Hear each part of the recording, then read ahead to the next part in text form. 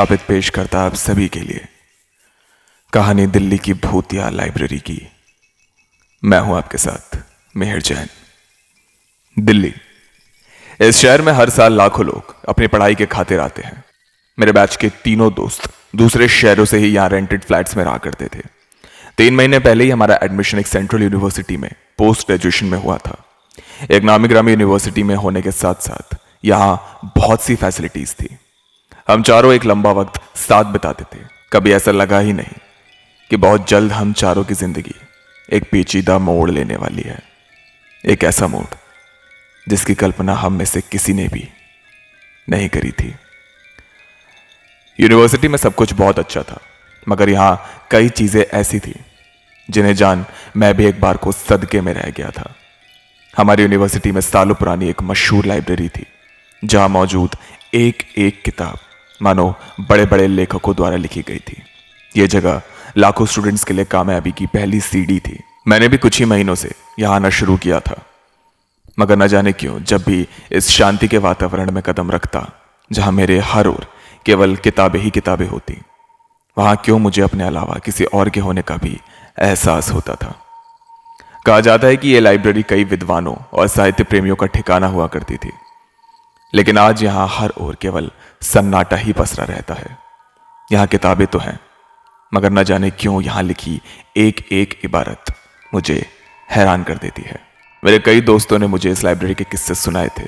कईयों ने मुझे यह तक कहा था कि यहां कई अजीबोगरीब घटनाएं होती हैं।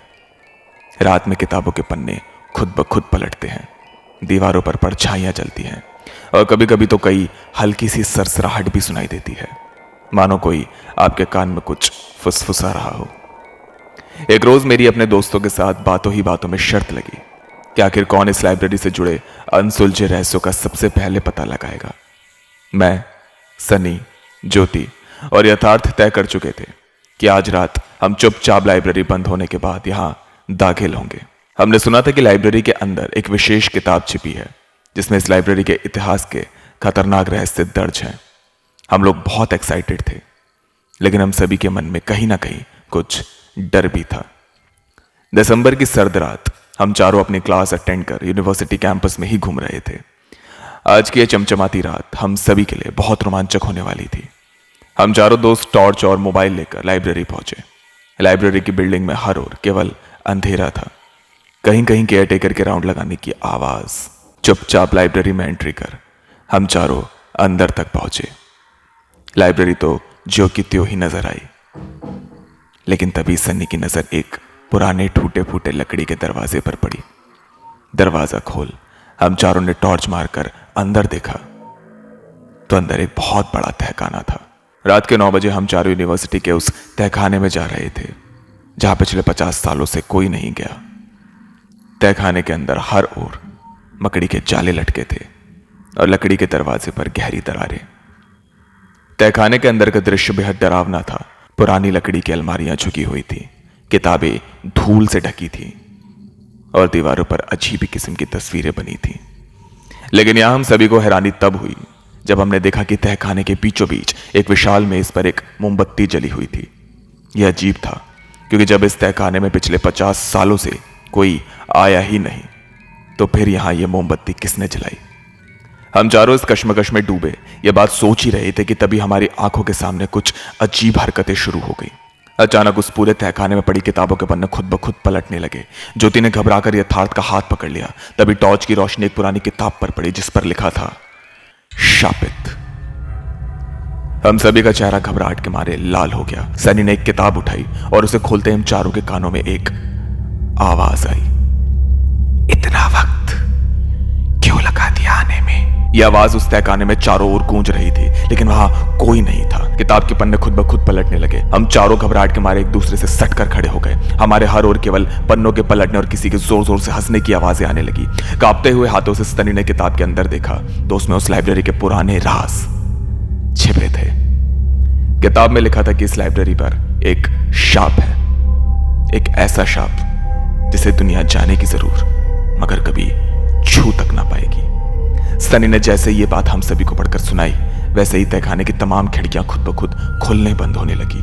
ठंडी हवाओं ने मोमबत्ती को बुझा दिया। चारों ने अपने मोबाइल्स की रोशनी चलाई, लेकिन अंधेरा बढ़ता ही गया। अचानक हमें लाइब्रेरी के कोने में किसी की परछाई दिखाई दी, जो धीरे धीरे हमारे करीब आ रही थी। एक वक्त के लिए तो हम चारों को लगा मानो अंधेरे में हमारे नजदीक आते उस अक्स की ओर हमें एक सम्मोहन सा महसूस हो रहा है। मगर तभी हमने उस परछाई में किसी की आंखें देखी, जिसकी आंखों का रंग लाल, सुर्ख लाल था।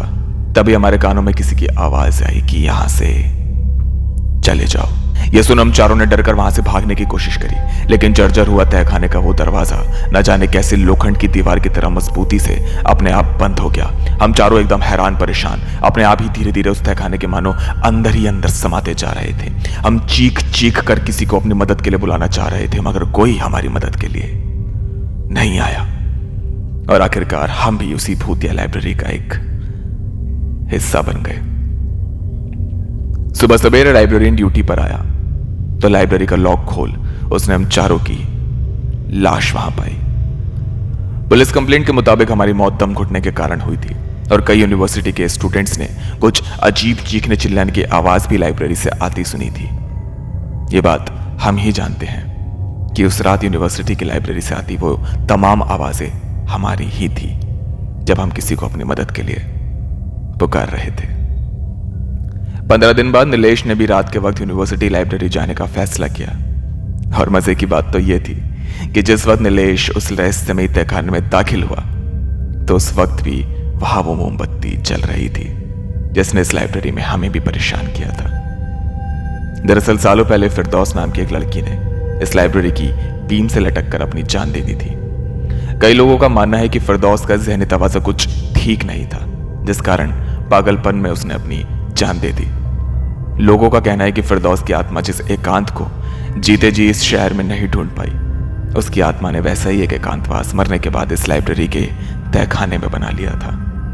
इसलिए फिरदौस की रूह आज भी लाइब्रेरी में भटकती है और किसी को अपने पास भटकने ही नहीं देती। आज ये कहानी मैं भी इसी लाइब्रेरी से सुना रहा हूं। अगर आप भी कभी इस लाइब्रेरी में आकर कोई किताब पढ़ना चाहें तो जरूर आए। मैं हूं आपके साथ मिहिर जैन।